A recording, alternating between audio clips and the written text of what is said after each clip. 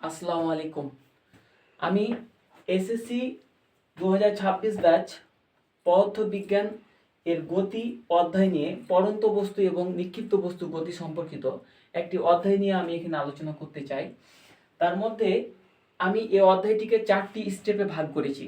তার প্রথম স্টেপটা হচ্ছে সবচাইতে গুরুত্বপূর্ণ একটি অপশন, যেটা হচ্ছে পড়ন্ত বস্তু এবং নিক্ষিপ্ত বস্তুর গতি। এই গতিগুলো মূলত কিভাবে কাজ করে এবং একটি সূত্রের মাধ্যম দিয়ে কিভাবে সমাধান করা যায় সে বিষয়গুলো জানবো, এবং সাথে সাথে আরেকটি বিষয় জানবো যে আসলে সূত্রগুলো কাজ করে কেমন করে, সেই সূত্রগুলো কি কি তথ্য দেওয়া থাকলে আমরা অঙ্কগুলো করতে পারবো। এই বিষয় নিয়ে আমরা এই ক্লাসটি করতে চাই এবং করছি। তোমরা সবাই যদি একসাথে মনোযোগ দিয়ে এই ক্লাসটি দেখো বা শোনো, তাহলে দেখা যাবে যে আমরা শতভাগ এই ক্লাসের মধ্য থেকে আমরা উপকৃত হতে পারবো বলে আমি মনে করি। তো চলো শুরু করি। প্রথমে পড়ন্ত বস্তু গতি এবং নিক্ষিপ্ত বস্তুর গতি। একটি বস্তু ওপর থেকে যখন নিচের দিকে পড়ে তখন ক্রমাগত আমরা জানি তার বেগ বৃদ্ধি পায়। আবার নিচ দিক থেকে একটি বস্তুকে খাড়া উপরের দিকে নিক্ষেপ করে দিলে ক্রমাগত সেটা বেগ কমতে থাকে। এ কমতে থাকার কারণ এবং বেগ বৃদ্ধি পাওয়ার কারণ আমরা একটু শর্টকাটে শিখে নেব।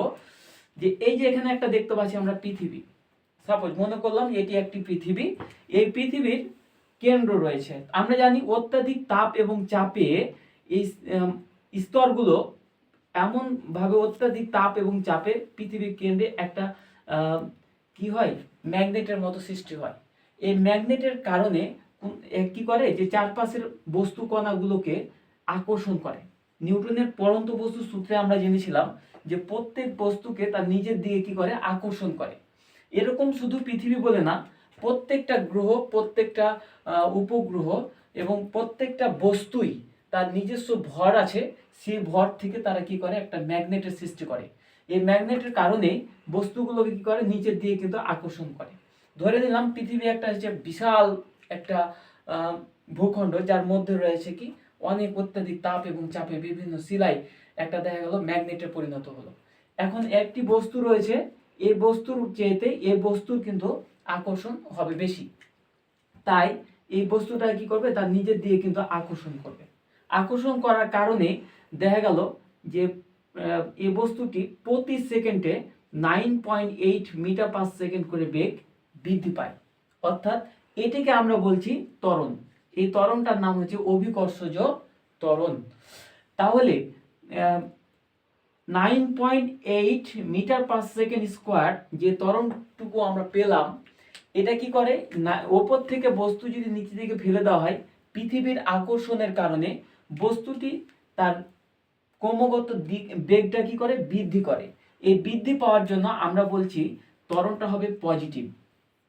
কিন্তু পৃথিবী থেকে যদি একটা বস্তুকে উপরের দিকে ছুড়ে দেওয়া হয়, তাহলে কি হয়, এই ত্বরণটা প্রত্যেকটা সেকেন্ডে কি করবে, 9.8 মিটার পার সেকেন্ড করে বেগ কমে যাবে।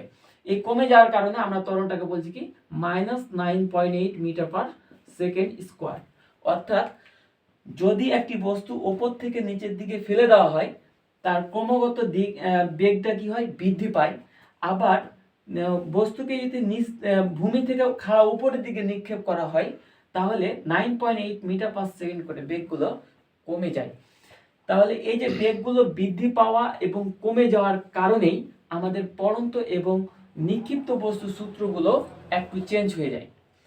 তো আমরা এই সূত্রগুলো যদি এখানে লিখতে যাই, ভি সমান ইউ প্লাস জিটি, এখানে ত্বরণের মানটা পজিটিভ, আর এখানে ভি সমান ইউ মাইনাস জিটি গতি সমীকরণ থেকে আমরা পাই।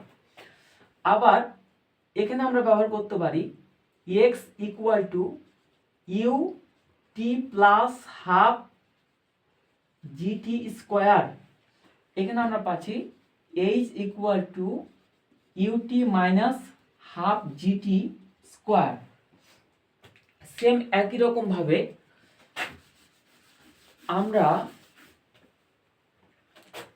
পাবো ভি স্কোয়ার সমান ইউ স্কোয়ার প্লাস 2জি এক্স। এখানে আমরা পাবো ভি স্কোয়ার সমান ইউ স্কোয়ার মাইনাস 2জি এক্স। এখন এই সূত্র এবং এই সূত্র পড়ন্ত এবং নিক্ষিপ্ত বস্তুর সূত্রগুলো একদম অবিকল একই, শুধু পার্থক্য কোথায়, এখানে আমাদের প্লাস, এখানে আছে মাইনাস। এর কারণটাই আমরা এখানে শিখলাম যে যদি একটা বস্তু উপর থেকে পড়ে তাহলে ত্বরণের মানটা হয় পজিটিভ, এবং যদিও একটা বস্তু নিচ দিক থেকে উপরে নিক্ষেপ করা হয় ত্বরণের মানটা হয়ে যায় নেগেটিভ। এই নেগেটিভের কারণে প্লাস মাইনাসে মাইনাস নির্দেশ করে। তাহলে আমরা এটি থেকে মনে রাখবো পড়ন্ত বস্তুর বেলায় আমাদের সূত্রগুলো হবে এই রকম, এবং নিক্ষিপ্ত বস্তুর বেলায় সূত্রগুলো হবে এই রকম। এখন এখানে আরেকটি জিনিস আমরা মাথায় রাখবো, যদি স্থির অবস্থা থেকে একটা বস্তুকে ফেলে দেওয়া হয় তাহলে আদিক বেগের মান হবে 0, আর সর্বোচ্চ উচ্চতায় যদি বস্তুটাকে নিক্ষেপ করা হয় তাহলে ভি শেষ বেগ হয়ে যাবে 0। তাহলে কোন সূত্র কখন কিভাবে পড়বে আমরা বুঝবো কেমন করে? এর একটা সহজ নিয়ম হচ্ছে, এই সূত্র আমরা তখনই প্রয়োগ করব পড়ন্ত বস্তু হতে হবে সময়ের সাথে, আমরা সময়ের বেগের যদি সম্পর্ক বলে, যেমন দেখা গেল যে একটি বস্তু 5 সেকেন্ডে পড়ন্ত একটি বস্তু বেগ কত হবে, তাহলে আমরা এই সূত্র অ্যালাউ করতে পারবো। আবার বলতে পারি যে পড়ন্ত একটি বস্তু কত সময় পর বেগ 40 মিটার পার সেকেন্ড হবে।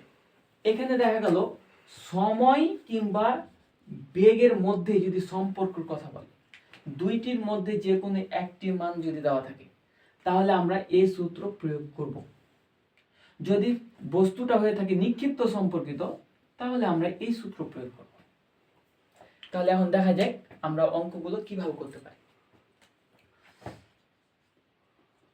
40 মিটার পার সেকেন্ড বেগে নিক্ষিপ্ত বস্তু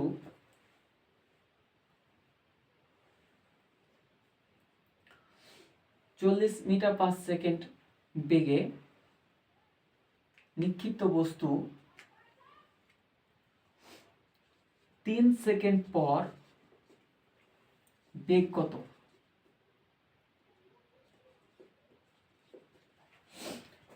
এরকম যদি আমাদের প্রশ্ন হয় তো এটা অবশ্যই উল্লেখ থাকতে হবে যে 40 মিটার পার সেকেন্ড বেগে খাড়া উপরে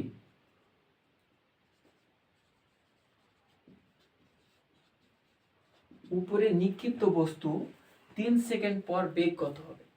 প্রশ্ন করা হয়েছে 3 সেকেন্ড পর বেগকে কিন্তু চাওয়া হয়েছে, তাহলে আমরা বুঝে গেলাম নিক্ষিপ্ত বস্তু, তাহলে নিক্ষিপ্ত সূত্র পড়বে 3 সেকেন্ড একটা সময় দেওয়া আছে, বেগ কত, তাহলে সেই ক্ষেত্রে আমরা এই সূত্র প্রয়োগ করব। সূত্র আসবে ভি সমান ইউ মাইনাস জিটি। তাহলে ইউ এর মান কত? 40 মাইনাস 9.8 ইন্টু হলো 3। আমরা যদি এটা ক্যালকুলেশন করি তাহলে কিন্তু একটা কি হবে, মিটার পার সেকেন্ড আমরা একটা রেজাল্ট পাবো। এই রেজাল্টটা অবশ্যই কি 40 মিটার পার সেকেন্ড বেগে নিক্ষেপ করেছি, সেই বেগটা কমে যাবে, কারণ তার বেগটা ধীরে ধীরে কমছে। আবার একই রকম প্রশ্ন আমরা আরেকটি নিতে পারি।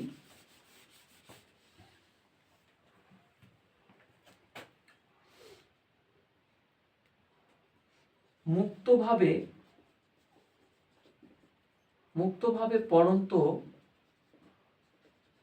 বস্তু 2 সেকেন্ড পর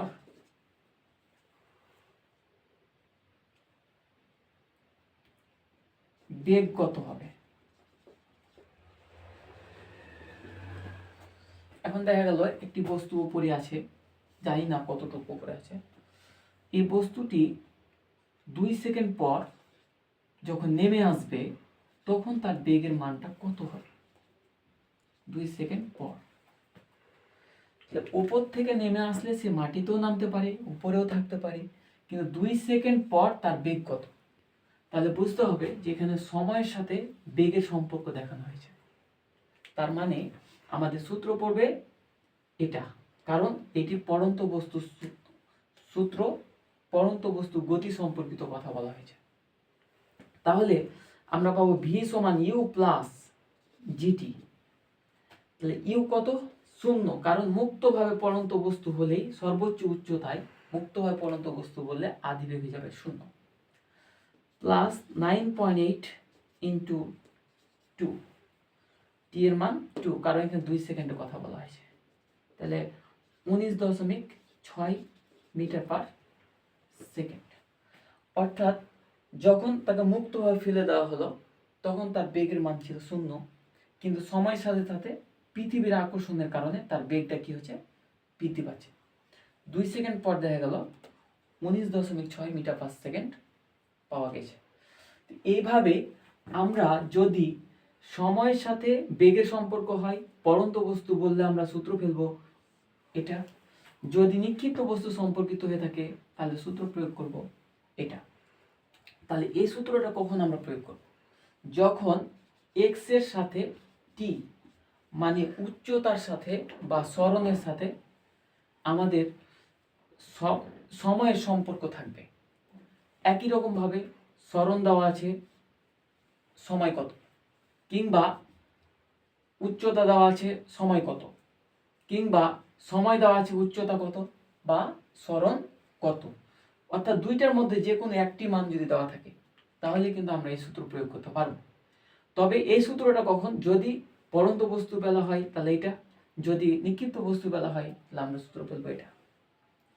একই রকম ভাবে আমরা এই সূত্রটাকে ব্যবহার করতে পারি এই যে ভি এবং এক্স, তার মানে ভি আর এক্স এর মধ্যে সম্পর্ক। এক্স বলতে আমি উচ্চতাকে ব্যবহার করেছি, তাহলে বেগ এবং উচ্চতার মধ্যে যদি সম্পর্ক হয় তাহলে আমরা এই সূত্রটাকে ব্যবহার করতে পারি। সেম একই রকম ভাবে আমরা এই একটাই টপিক ব্যবহার করে আমরা তিনটি সূত্রের ব্যবহার এবং পড়ন্ত এবং নিক্ষিপ্ত বস্তুর গতি সম্পর্কিত ব্যবহার আমরা শেষ করতে পারি। এর পরবর্তী ক্লাসে আমরা অঙ্কগুলো করব কেমন করে সে বিষয়ে আলোচনা করব। আজকে এ পর্যন্ত, সবাই ভালো থাকো।